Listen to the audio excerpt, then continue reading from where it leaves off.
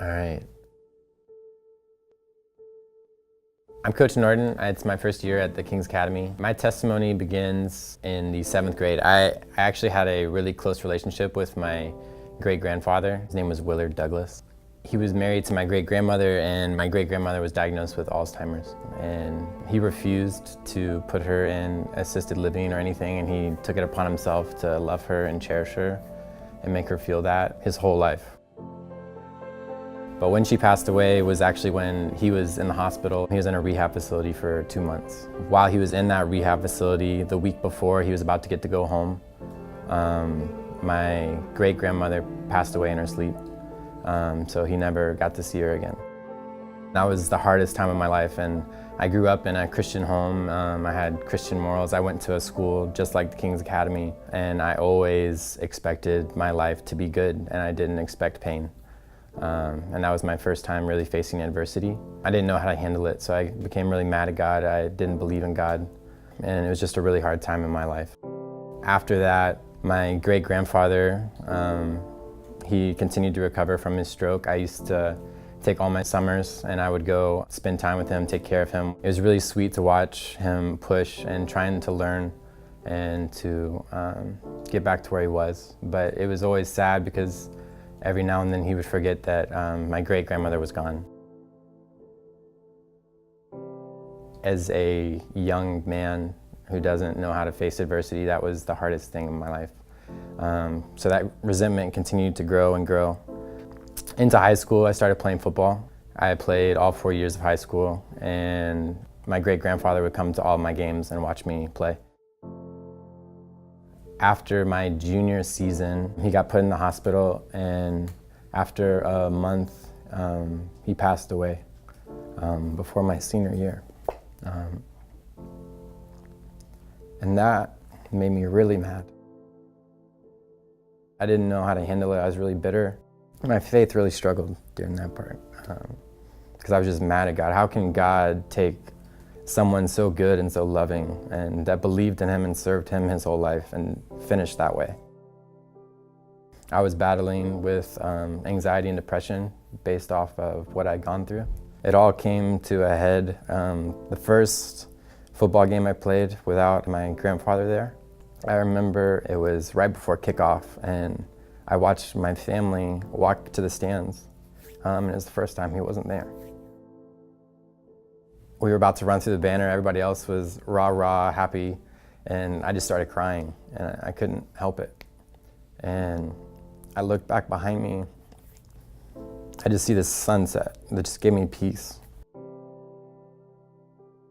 I believe I serve a God that can do anything, and I think he gave me a glimpse because I looked over at the fence and I saw him standing there with my great-grandmother. Were they really there? Probably not. It was just a vision that God gave me, and they were both perfect, and they were together, and they were in love. So that night, I went home after the game, and I gave my life to the Lord. God's taught me through the years that he will do anything to grab you and to capture you and to bring you to him. And if there's any proof of that, is he gave his only son to die for us, to bring us closer to him and to save us. I had some great coaches in my life. Coach Wall kind of walked me through it past that point. I was the last one out of class the next week, and he stopped me and he said, "Ryan, I just want you to know that right now, it's just the beginning. It's not gonna get easy. There are gonna be hard days, but you still gotta lean on the Lord, and I'm always here for you." God was just grabbing me and saying, "Look at me." And it was hard to not, and it was hard to keep denying and fighting.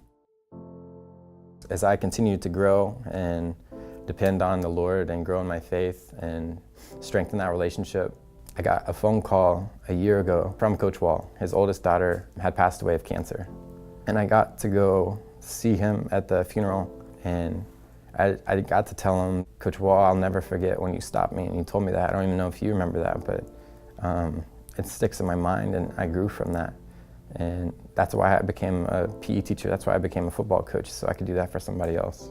And I just want you to know that you told me it wasn't going to be easy, and right now you're going through something and it's not easy, but I want you to know that if you ever need me, I'm here for you. In times in life, we're not going to be able to overcome things, and that's when the Lord draws us closer. If we were David and we threw the first stone and we missed, how would we handle that? Would we run in fear, or would we depend on God and pick up the second stone and sling it? But the beautiful part is that Jesus Christ was David for us. He's the perfect one. He's the one that when he comes up to face the giants for us, when we lean on him, he throws the stone and it's a perfect throw, and the giant's going to fall every time. And we're the Israelites scared back in the tent. It's not always us that's facing the giants. It's when we give ourselves and give that complete trust to the Lord that we can actually overcome things. I'm not perfect, and I can't approach things and handle them myself and just expect to conquer them if I'm not leaning on him. When I totally lean on him and when I totally listen to his call, that's when I feel the most peace in my life, and that's when I feel the most steady. So that's why I decided to become a football coach, a basketball coach, a PE teacher. I knew that I would have the opportunity to work with young kids, young men especially, that are learning how to handle that adversity and approaching that for the first time, and trying to help them understand that it's not God failing them, it's their need and God calling them to lean on them more.